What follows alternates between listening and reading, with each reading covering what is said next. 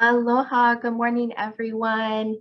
It is almost 10 o'clock. We'll get started in just a few moments. Thank you so much for joining us early.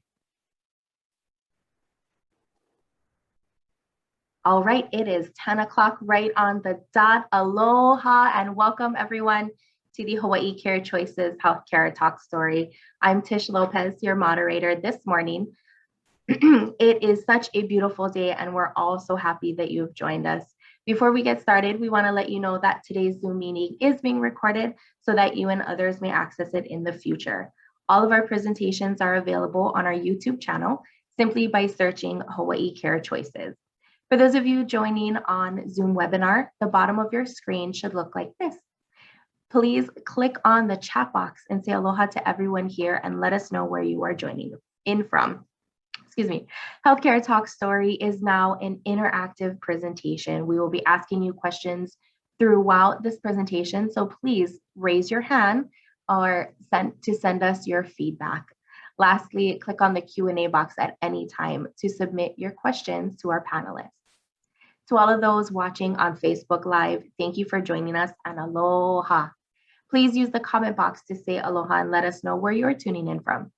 Feel free to chat in questions as well as share your reactions with us during the talk story using your reaction buttons. We love to see the hearts, thumbs up, and even the care button. Again, this talk story is an interactive presentation and I'll be asking you questions also throughout the presentation. So please enter your answers right in the comment box. Awesome, I see people joining in from Hilo. Aloha, thank you for joining. We are also doing polls today.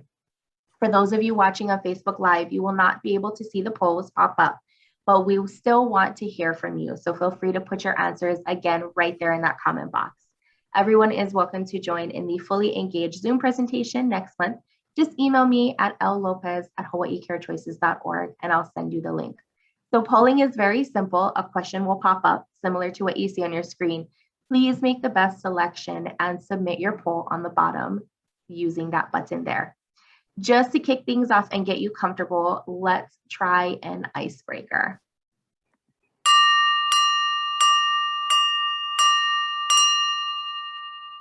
Okay, we have an icebreaker question popped up on your screen. If you could be one of these mythical animals, which one would it be? Dragon, unicorn, mermaid, or sphinx? Go ahead and just enter the answer right in. There are no right or wrong answers. So go ahead and put that in and click submit on the bottom. I see so many people coming in. A few of you are changing your answers. I see that. It's a really hard decision. I agree. My choice would be for a mermaid at this time because I would love to just explore the ocean. But wonderful. I'm going to go ahead and end the poll right there and share the results. So 33% of you said dragon, 38% of you said unicorn, 29% said mermaids, and 0% said sphinx. All right, well, that is how easy it is. Thank you for joining us in our brain teaser. Now, I would like to introduce you to our guest speakers today. We have Lonnie Weigert, Community Relations Manager for Hawaii Care Choices, and our wonderful presenter on all of our presentations. If any of you on Facebook and Zoom have heard Lonnie talk before, please enter a comment, chat in, say hello, and give her some hearts. Aloha, Lonnie. Aloha. We also have Josh Stensrud, Funeral Director at Homalani Memorial Park. Aloha, Josh. Aloha. Awesome. Thank you so much, Lonnie and Josh, for taking your time out to be with us this morning. Josh will be sharing his expertise and experiences and answering your questions later on in the presentation. But friends, at this time, I'd like to pause our regular talk story presentation and invite up into our virtual stage, Keith Greer, Development Manager for Hawaii Care Choices, as he talks about a special upcoming event. Aloha, Keith. Aloha, Tish. Thank you so much. And thank you, everybody, for joining us today. This year, we are doing our second annual Season of Hope virtual event. This year, we're excited to partner with Naleo TV, and the event will be broadcast on December 22nd, 2021, from 5:30 to 6:30 p.m. on Channel 55 right here on Hawaii. And I can't say a big enough thank you to our presenting sponsor, Iona Car Sales, for putting this whole event together and helping us make this a possibility for our community. This year's program reflects the triumph, the inspiration, and resilience of our community. Our shining star will serve as a beacon of hope for the community atop Pohemalama Care Center that will shine throughout the entire holiday season. White flags will honor and acknowledge more than the 100 beloved individuals from across Hawaii County who were lost to the coronavirus in the past 20 months. This year's program includes song and dance performances by Kamehameha School's Hawaii campus, Oli and Chant by Kumulela Hua Yuen and Manu Josiah on the nose flute, and story sentiments of hopes and the sharing of dreams, wishes, and words of love from your stars that will be featured in the Burning of Stars ceremony of hope. So I hope that you will join us. Go and pick up your star at Car Sales at 134 Waiwuli Street, right in the heart of Hilo. And they are open from Monday through Saturday from 9 a.m. to 4 p.m. And just make sure you have your star back to us by December 1st so that we can make sure that it's included in the Burning of the Stars ceremony. There's also going to be an online virtual auction that's going to open up next week, and that will be available online until 12/6. We have the QR code right here online. So you take your smartphone and you point it at that, it will take you to it. It's not open just yet, but you can go ahead and bookmark it. And if you want to make sure that you're on the list to get the notification when it goes out, make sure to get in touch with Tish. Again, it's lopez@hawaiicarechoices.org, and we can make sure that you get the email announcement that's going to go out next week. And we look forward so much to having your support and your participation in this wonderful event. So thank you, Tish, for letting me share this with our community. Aloha.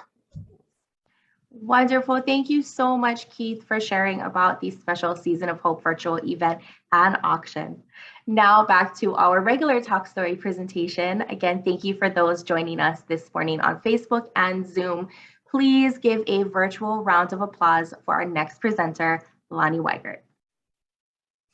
Thank you so much, Tish. Aloha, everyone. Thank you for all the love that you folks are just sending me. And I really appreciate it. I can just see it right through this Zoom. So anyway, I want to give you folks a really brief overview of what we're going to be covering today. The part I want you to really remember is receiving the right care at the right time. So think through your mind right now, if it's not something that you need, maybe a loved one or a family friend that might really benefit for getting the right type of care at the right time. And that's really what I'm going to emphasize through this entire overview that I'm going to share with you today. You know, sadly, almost 40% of the people that we serve do not come to us until the last 7 days. And that is very, very sad. And the reason I say that and why it really hurts me to hear that is because when my mom was cared for by hospice, she had 7 months of beautiful, loving, compassionate care. And I just can't imagine that there'd be people out there that would choose to come in less than 7 days. So really think about that as I give you this overview today. If you can just type it right in there, the secret sauce that I'm giving you right now is the right care at the right time. And that's what I really want you to remember. I mean, if you want to type it right in there, then I know that you got it. So go ahead and type it in there. Yes, Rhonda, you are right with me. Okay, so this is how we're interacting in something that keeps us separated, but then we're still together. So let me tell you a little bit about palliative care and hospice care. I wish palliative care was available when my mom needed hospice care, because she would have come to palliative care and she would have had even a longer life for sure. Her quality of life was boosted clearly once we got her into hospice care. But palliative care, the focus on palliative care is really about providing relief. And the relief comes from all of these treatments that often those that are dealing with cancer, CHF, COPD, or kidney failure will have different treatments that do cause discomfort. And here comes palliative care that just swoops right in and is able to provide a lot of relief from all of this discomfort and pain, nausea, all the things that are associated with those treatments. Now, palliative care, what's different about this is that there isn't a need for a 6-month life expectancy prognosis from any physician. Basically, once the assessment is made and the physician says, yep, this person could definitely benefit from palliative care, then away we go. And that's what happens. So people still, they're still going to Vegas, they're still going to the canoe race, they're leading very active lives. What happens when we come in is we just boost that quality of life even more, and we become partners with that patient and the family. So again, the right care at the right time. Please just scan your mind and think of anybody that could benefit from this. And you don't have to remember all of these things that I'm telling them. You just have them call us, because our patient care people on the line are just so amazing. They are angels walking on earth for sure. Now, hospice care, comfort focused. Okay, so what happens here is that people that come to hospice care, they have a 6-month life expectancy, and normally they live longer. So just like my mom, she got a prognosis of 6 months to live, but when she came into the program, she actually thrived. And so it was such a beautiful thing. When I say it's comfort focused, it's because people that are in hospice care are no longer seeking any kind of treatments. They're just now focusing on spending time with loved ones, really enjoying life, really getting out there and doing things that bring them joy. And so their focus then changes to comfort. And really, if we are able to get people in hospice care much earlier, the amount of comfort that they will experience will be just tenfold over than coming in the last 7 days after suffering all those other months. So please think about that whenever you think about the right care at the right time. How is palliative and hospice care the same? Well, both relieve suffering, and hospice care is actually a subset of palliative care. It's under the very broad umbrella that palliative care has. So in that regard, they're kind of cousins, they're related. Both can be delivered at the patient's home, both improves quality of life, and both create that plan of care. And this plan of care is not a generic plan of care. It is created specifically and exclusively for that particular patient and family. And that's really what allows us to boost that quality of care for that patient. How are the two types of programs different? Whether there definitely are differences. So palliative care, we're actually thinking in years. People are they're still leading a very active life. Also, we are dealing with specific illnesses such as cancer, CHF, COPD, and kidney failure. And basically, what happens for these is everyone on palliative care, they're pretty much doing curative treatment. So they could be doing dialysis, chemotherapy. Some may even be getting surgery. So palliative care is definitely different. For hospice care, now we're looking more in the area of weeks and months. And so the time there is a lot more focused. Those folks are no longer receiving any kind of curative treatments. They're really focusing on comfort and being together with loved ones. So what happens, and people say, oh, I don't want hospice care because I don't want to give up hope. No, indeed, you won't be giving up hope. You'll be redefining it. And that's where the beauty of hospice comes in. Redefining what is important to you, when many times people don't think about that until their final days. Well, with hospice, people can live up to months, if not years at times, if they come in early. Again, the right care at the right time. And give me a guess if you know someone that could benefit from hospice or palliative care.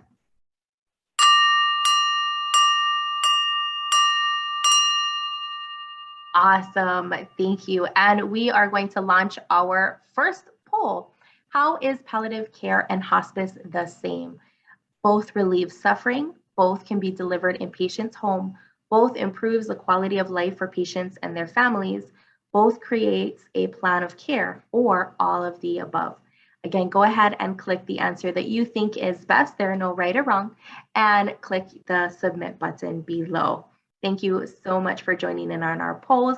For those of you watching on Facebook Live, you will not see the polls pop up, but we still want to hear from you. Just go ahead and enter your answer right there in the comment box. All right, thank you so much. We're going to end the polling right there and share the results. 100% of you said all of the above. Thank you so much for joining in on our polls. Back to you, Lonnie. Thank you, Tish. Oh my gosh, I just feel that love in that audience. Everybody is listening and participating. This is what brings me so much joy. Thank you so much, everyone, for responding in the correct manner. Everyone's listening. That is great. So tell me, signs that palliative care is needed. For the most part, all of us don't have a medical degree. So, we would really not know all of the different signs. However, there are physical signs that happen that we can clearly see and determine whether or not maybe we should just call in and get some information. So nothing wrong with that. In fact, we want to spur you to call even earlier than that. But for some of you, if you're hesitant because you're thinking, oh no, I don't think mom is that sick. However, you tend to be taking mom up to urgent care or even the emergency room. It's difficult even for her to figure out what the medications are because she tends to have so many. And finally, you start to notice that, going grocery shopping, preparing meals for herself, even doing light housework that she really thrived at before is really becoming challenging for her. There's pain, there's even more voicing of this type of pain. And you notice that she's sleeping a lot more. Definitely call us so that we can get right behind you and start supporting you. Again, the right care at the right time. That is the magic sauce here, friends. This is why people are able to really expand and extend their quality of life because of that. And a lot of people had no idea that that was a big secret to it all, but I love giving that to you right now. When should palliative care begin? When we speak to Dr. Dolan, our medical director, she says, hey, right at time of diagnosis. And people are like, but why? I'm not showing any symptoms. Well, eventually you will, but you'll be warmed up and cozy to us by then. You'll be ready to allow us to help you. And it's challenging at times, especially if you were raised in a family that, showing that kind of vulnerability equals weakness. Well, believe me, that is farthest from the truth. And so when a person is diagnosed, and if you could just imagine, somebody comes home and they were just diagnosed with breast cancer. I mean, there's so many emotions that are running through their brain at that time, through their entire body. I mean, the anxiety, the fear, all of that. That's actually the best time for us to come in and sit on the sidelines, and together we just sort of hang our feet and talk story. And by the time all of the different things start happening with the natural progress of the illness, we're already there to support not only the patient, for the family. And that's the really, really important part here, is because a lot of people think, well, mom's really not that sick. But could the family use the support? Could that main caregiver use the support? Yes, because oftentimes without that support, the caregiver tends to get sicker than even the patient. And that is where the tragedy really starts. So again, think about not only the patient, but for the family support as well. Questions that we'll ask for palliative care. So what happens is once an assessment is done for palliative care, we actually come over to the patient's home with the caregiver there, and we'll ask questions. These questions are really so that we can create a very, very exclusive and specific plan of care.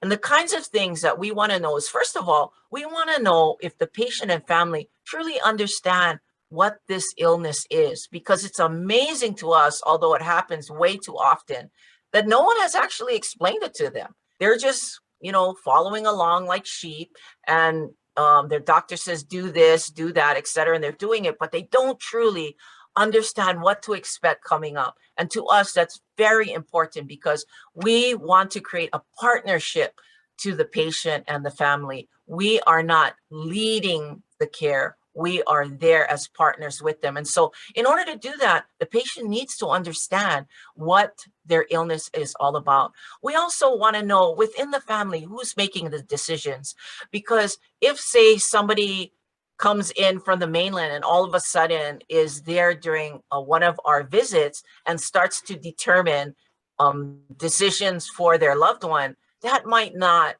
be okay with the patient. We want everything to be very transparent, out in the open, and everybody is very clear, so that peace and harmony remain in the home, and more importantly, that we are following the wishes of the patient. So again, every family operates differently. Maybe there's a Bible study on Wednesday nights, etc. We would want to know that, because we would want to schedule around it. We'd want to be sure that we maybe come and do a visit to the patient before that, so that if they would like to participate, we can make sure that that would be one of their goals. So it's important to have all of these questions. And I just wanted to say that because it's important for you to know that something really exclusive and specific is being created on that plan of care. Friends, we want to hear from you. Is it important for you to understand about your illness? Please type yes or no in the chat box. Thank you. Thank you so much for participating in that. I really love the idea that it is indeed interactive. So some of you might just be listening because you might have seen the presentation before, but I'm always going to say something different. I think all of you that know me by now know that that's what's going to happen. So if you're just idly just listening to the presentation on the side, we're going to keep asking you questions as we go, and I can see who you are in there. So thank you so much for participating. I really love that. Yes, yes. Thank you so much, Brenda. Okay, so medication review. That is something that is included in our palliative care services, and of course, in our hospice as well. Why it's so important is that if there is no medication review, when we go to people's homes, it is amazing how much medication they actually have. This is no joke, this couple that has all this medication. And it's because of the way that medication is prescribed and controlled, meaning you might go to your primary care physician and get medication. And then, there's some kind of incident and you go to urgent care, you get medication there. And then you need to go to your regular cardiologist appointment and you get medication there, and it goes on and on. So what happens though is that there's no oversight in all the medication that you're getting, because you're getting it from different places. As a result, there could be that many jars of medication. When we come in, we help the patient with a medication review, and using the primary care physician as the head of our team, we will go to the primary care physician and say, hey, we got these 45 different jars. What would you like us to keep and put here for the patient? We don't throw away any of the medication. We just focus on, this is what your physician would like you to take. And sometimes people are taking up to 30 different medications every day. But after the medication review, it is amazing. They might be taking 17 medications after that, which is still high. I mean, don't get me wrong. The difference though is it is 17, it's not 30 something. And we find that at least 5% of their discomfort immediately goes away. So that was being activated by taking all of these medications that were counteracting each other. I apologize, I was on mute. If you think medication review is important, please raise your hand.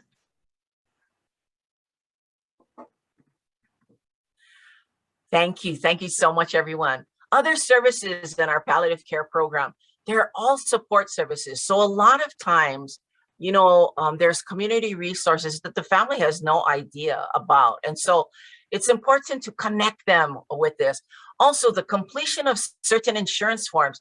Many times people have Medicare, but they actually could qualify for Medicaid. And believe me, Medicaid is the Cadillac of all insurance coverages. And so if you're able to qualify for Medicaid, we are right there to make sure that we can help the patient apply for it. And also, very, very important, the completion of your advanced healthcare directive. If you are on any of our programs, we will make sure to help you with that advanced healthcare directive.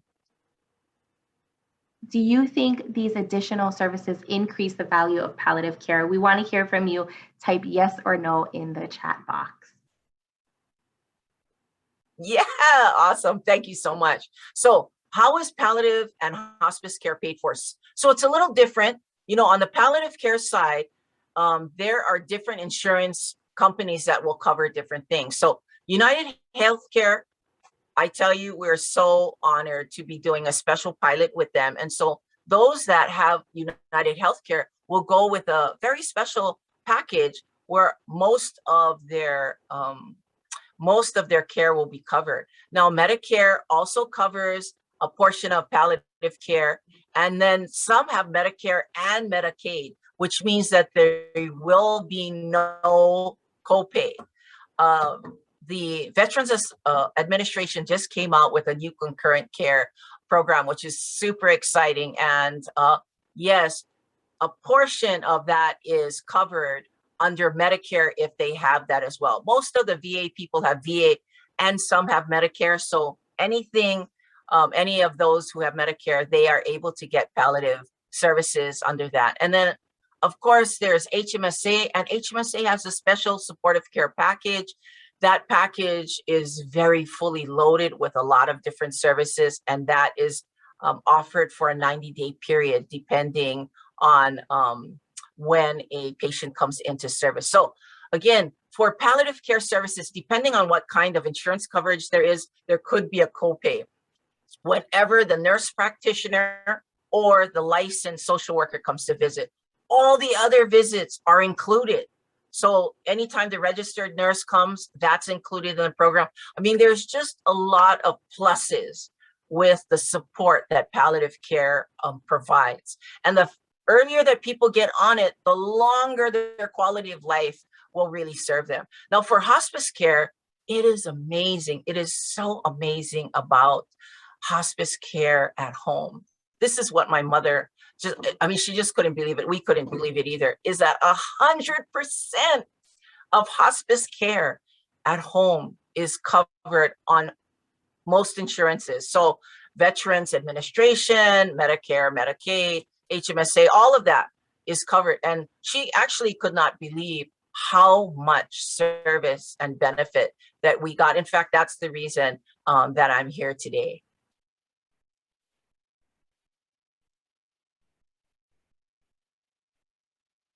Why hospice care? So what happens is in the care continuum, a person may start with a serious illness, and we're able to maintain, if anything, help them to thrive while they're on palliative care. But as the natural progression of their illness continues, then maybe it's time for hospice care because there's a higher level of care that is needed. Again, by the time hospice care comes in, the patient is no longer doing any kind of curative treatments. They're not doing any kind of surgery or any of that. They're now really focusing. Remember, I told you on, it's not giving up hope. It's really redefining it. That's what happens when people embrace hospice care. And again, the magic sauce to all of it is the right care at the right time. It is critically sad to hear when people are suffering, and they may be in a wrong program of services at the time, or they might not have any services as well.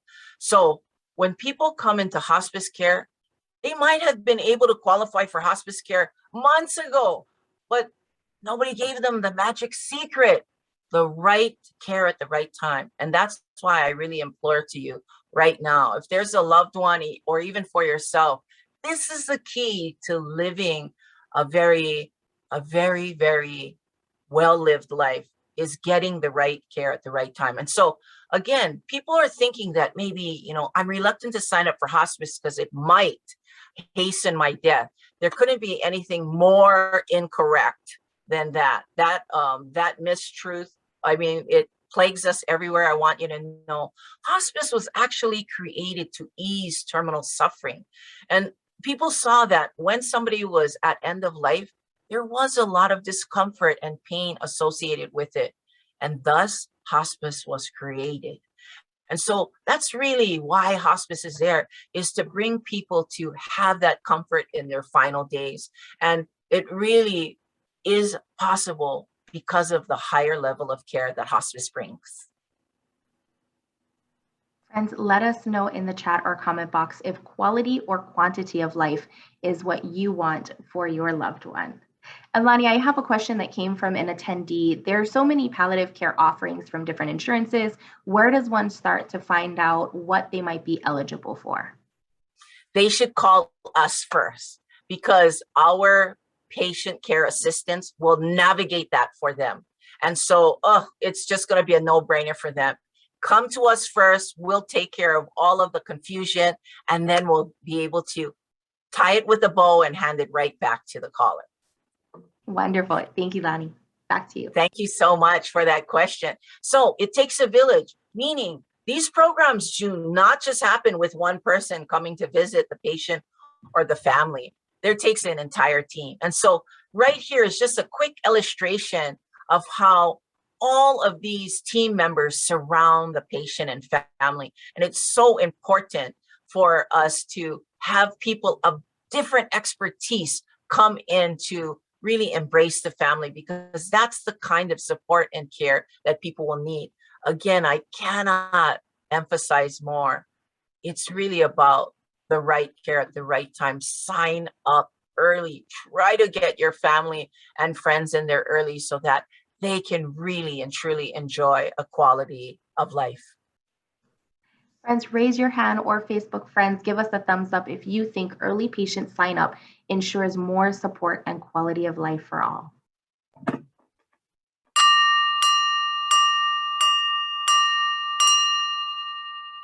Awesome. We have another brain teaser here up on your screen.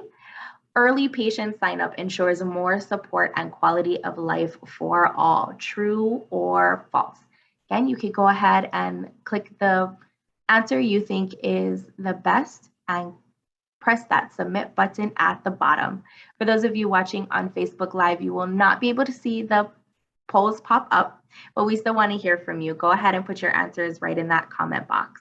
You can always join us on Zoom if you email me at llopez@hawaiicarechoices.org, and I'll send you the link. All right, we have all of our friends participating. Thank you so much. I'm going to share the results. So 100% said yes, it is true. Early patient sign up ensures more support and quality of life for all. Thank you. Back to you, Lonnie. Oh, you guys are just stellar, rock stars, all of you. Okay, so like palliative care, when it's time for hospice care, you will see that there are physical changes, losing weight. They're not really hungry. They're staying in bed a lot. And also they tend to have different types of infections. Even legs are starting to swell. There's skin infections. Those kinds of things that are physical changes definitely give us a call. And if you call your doctor, that's fine too. We're going to end up calling your doctor anyway. But if you're just wanting to ask some questions, please do not hesitate to call us, because we are really committed to getting the right care at the right time for you. Now we would like to share a personal story from our patient caregivers. Every single person in Kupu Care was like an angel. They were right on. They helped me. And then when he got really bad, and so the doctor finally acquiesced. But the doctors, I think, take too long to plug people into the home health care they need. He got hospice finally, and he was with them almost 2 weeks, and then he passed away. But I could have used them way before. And people need to be informed, you know, by the doctors about Kupu Care so they can get them plugged in to the help they need. Otherwise, they're going to be in the situation I was in, which was pretty intense for quite some time. Thank God for Kupu Care, and all the people in hospice were angels. They were wonderful, beautiful people, beautiful, so supportive. Well, one of the reasons why we went to Kupu Care was that my husband had found out that his illness was probably going to be progressive and not curable, so he was a little anxious, and so was I. During that time, you know, after he was diagnosed, his idea was spend as much time with the grandchildren so that they would be able to, I guess, remember. He had spent a lot of time with the community, and, you know, so he wanted to spend more time with family. And I think Kupu Care allowed him to do that. As far as quality of life goes, I think it was exactly what my husband, Barry, wanted.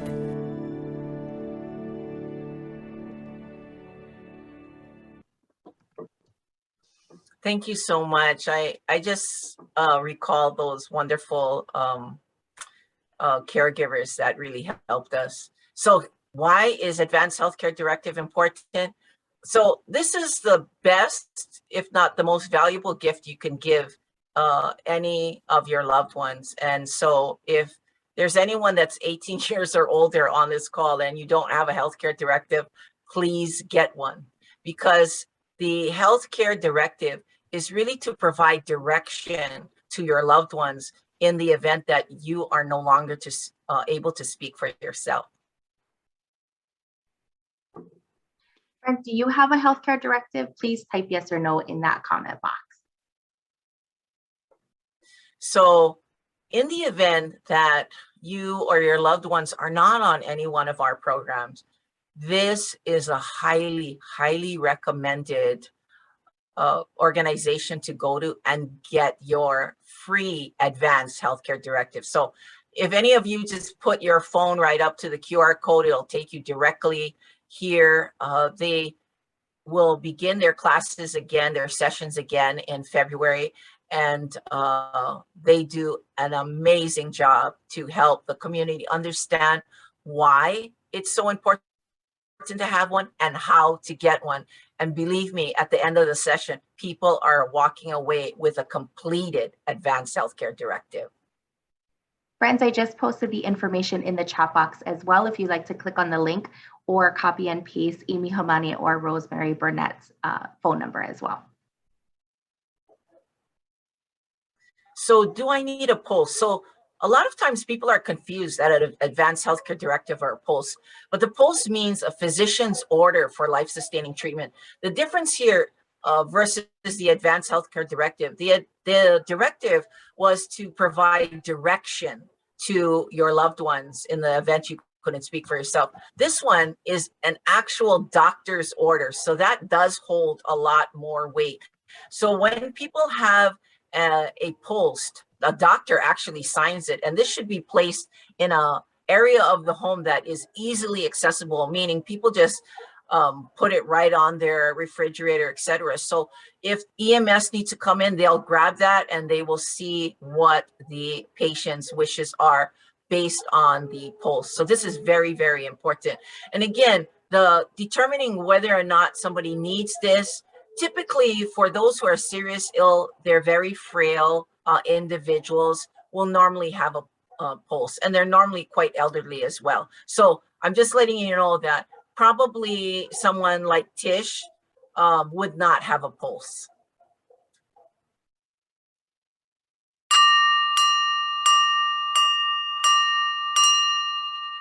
All right, we have our brain teaser again. Thank you, Lonnie, for saying that I shouldn't have a post. I'm going to go ahead and launch that brain teaser right now. Where do I get my free advanced healthcare directive completed or updated?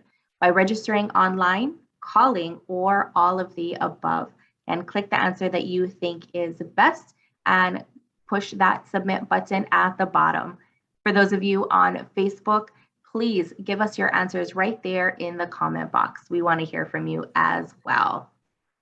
All right, your answers are just flying on in. I am so thankful. All right, we're going to go ahead and end the poll right there and share the results.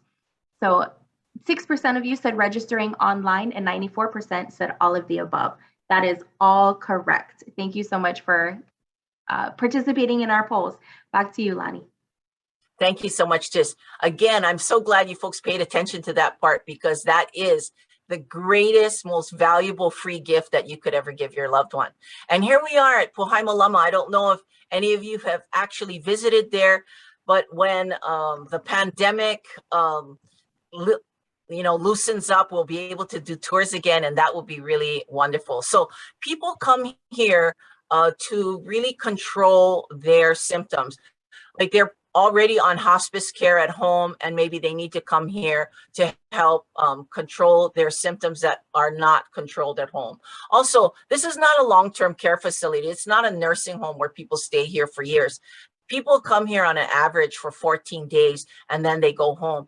Room and board is not covered unless someone has Medicare, Medicaid, in addition to possibly other insurances. But if anyone comes here and they have Medicare alone, they will need Medicaid as well to cover their room and board, or of course they could do private pay.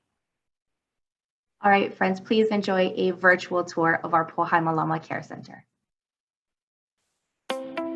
Welcome to Hawaii Care Choices Pohaimalama, a Harry and Jeanette Weinberg Care Center.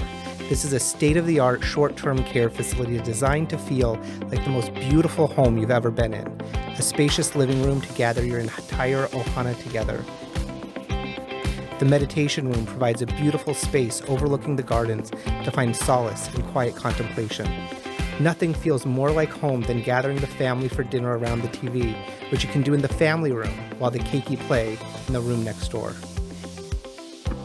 Each suite is designed for maximum patient and visitor comfort, with sleeping areas for guests, private bathroom facilities, and each room even comes with its own private lanai overlooking the lawn and gardens. When you or your loved one are in our care and you need some extra care, there's no place like Pohaimalama. For more information, call us at 808-969-1733 or visit us online at hawaiicarechoices.org. Thank you so much. And if you haven't seen Pohaimalama, please take a look. It's just so beautiful. And finally, the areas that are shaded here are all the areas that we cover on the island. So basically it's from Lapoihoi Point all the way to Ka'u. So if there's anyone that lives within the service areas, please do not hesitate to call us. Wonderful. Thank you so much, Lonnie, for your presentation and sharing of all of the programs that we have at Hawaii Care Choices. We are now going to hear from Josh Stensrud, Funeral Director at Homalani Memorial Park. And I would just like to welcome you, Josh, again. Hello. Can you please explain a little more? Awesome. Can you please explain a little bit more about what you do at Homalani Memorial Park? So I guess the easiest way to explain is I'm a funeral director. We don't really do funerals in the traditional sense. We do cremations here. We're only a crematory right now. And basically, the most funeral like it gets is we can do viewings here so that people can see their loved one before they're cremated. Wow, wonderful. Thank you so much, Josh. I know it's not often talked about, but we're so thankful to have someone like you in our community. Right now, I would like to ask some questions that we have pre-collected. And I would like to open it up to one attendee due to our time constraint. If you would like to ask your question live, we would like to bring you up on our virtual stage. Please raise your hand and you can ask Josh your question personally. Now, I'm just going to go ahead with the first person that I see on top of here, Nick Los Baños. Okay, Nick Los Baños, we are going to bring you up on to our virtual stage. Everybody give Nick a round of applause as he comes up here. Hello, good morning.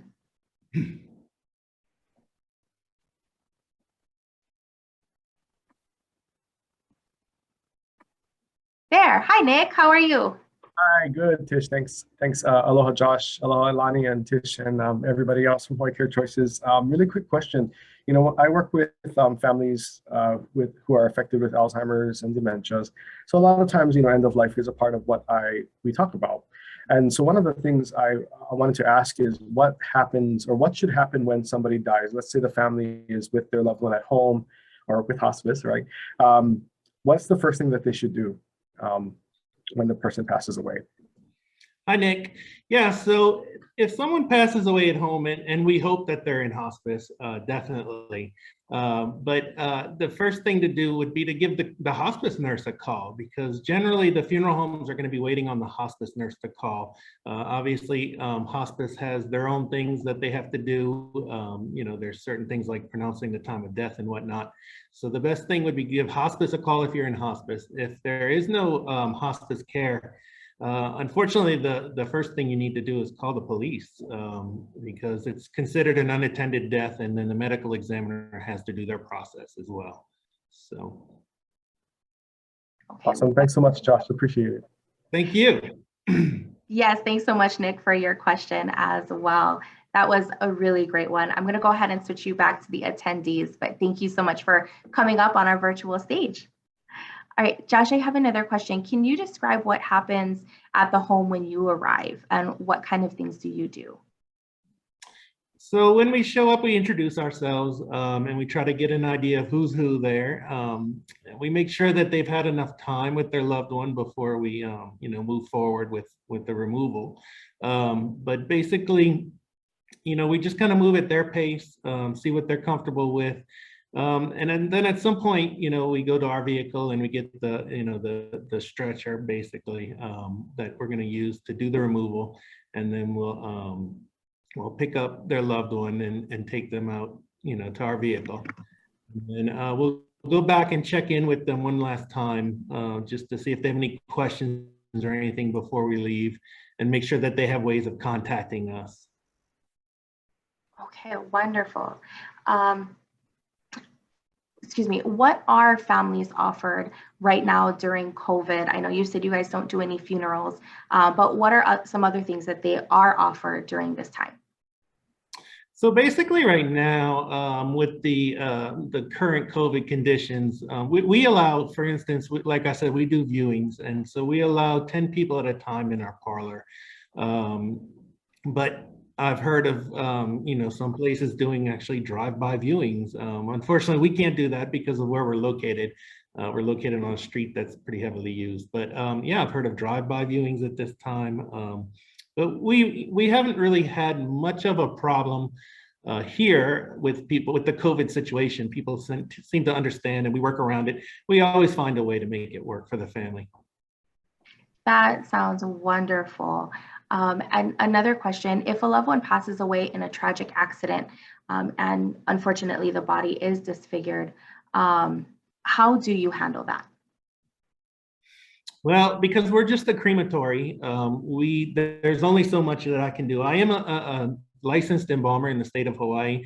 Unfortunately, here at Ho'omilani, we do not have an embalming room here, so I don't have the facilities to do anything other than, you know, basic cleaning them up and stuff. But if you go to a funeral home, they can definitely do some restorative work. I've done that before. You know, I've spent hours, you know, trying to make people look like themselves again. So it's possible. And in most cases, you're going to need to have embalming in order to do that as well. So again, you'd have to contact a funeral home that does embalming. Okay, well, that is good to know. Thank you, Josh. What are the steps one would need to take if they would like their loved one buried on their property? And how fast is that process? Oh, this is a hard one. So there's actually a burial council here in Hawaii, and you have to get in touch with them. And there's a whole legal process to it. Of course, once somebody is buried or interred on the property, and we're talking about a body, there's a lot of legal red tape, and that property basically becomes unusable after that, or it's hard to sell. Even once the generations who remember that person have passed away.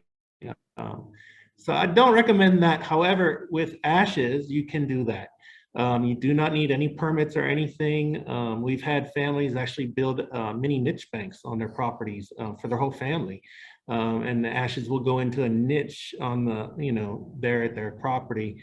And then the thing about ashes is that in order to take them out of there, if you ever do move or sell the property, you can definitely take the ashes with you. So that's why ashes are not, regulated as much, in that sense. So my opinion on that would be, instead of doing a full body burial on the property, it would be best to do ashes, an ash burial.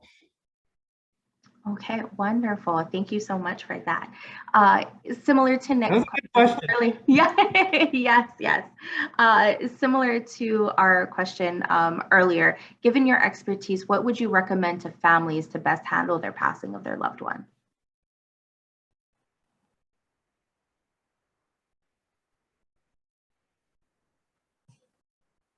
Oh, did we lose him? Oh, yes, I believe that we lost him. Okay, well, no worries. I understand technical difficulties happen all of the time. This is a 60-minute presentation, so we do have 10 more minutes. While Josh is hopefully coming back online, Lonnie, I would like to ask you a question that often gets asked during all of our presentations. But excuse me, why don't doctors tell their patients how long they have to live? Oh, okay. Particularly here in East Hawaii, a lot of the physicians are older physicians, so they've not only cared for the parents, but for their kids and their grandkids. And so, they have quite a bond with the families, and it's difficult for them to share the very sad news if somebody is seriously ill. Sometimes they don't want to say that, they don't want to share that information just in case they could be wrong. And so that's another reason. But for the most part, they don't want the sad news to ruin their close relationship with their patients. So they hesitate to do that. Now, in the case of when my father passed away, we wished our physician did tell us that my father was entering towards the end of life. So as a result, although he wanted to pass it home, that was not the case, because he couldn't breathe one evening, and then he got sent on EMS to the hospital, and by the time he got there, he had passed. So it's so very important for everybody on this call and beyond to take responsibility for their healthcare, because if we always depend on our physicians, who are humans too, so they have feelings as well, if they don't want to tell us, we will not know unless we ask. And so it's time now for all of us to step up and take our own healthcare in charge and be in charge of that as well. Awesome. Wonderful. Thank you so much, Lonnie. I did have a question earlier asking what they can do. So friends, I just want to let you know, you can always call us 969-1733. I'll go ahead and put that on the chat. I do see Josh was getting on. He still may have some technical difficulties. I apologize. Thank you so much for everyone just sticking with us through this time. It's definitely something that happens. Let me just go ahead and type that into the chat. So again, call us at 969-1733, or if you would like, please raise your hand and I can take your information down from our registration list. We have wonderful patient care assistants ready and available All you have to do is raise your hand and I can send them your information and they can give you a call by the end of today. Thank you so much, Tish. Thank you. Josh coming? is back. Yes. Hi, Josh. Okay. Can you hear us? Awesome. You're back. We're so happy. Okay, I made it back on my laptop, but the sound quality on here is not the best. So I might have to ask you to repeat yourself here. No worries. Totally understand. Okay, so our question, the one that everybody has been waiting for, handling dead bodies, do you ever get spooked?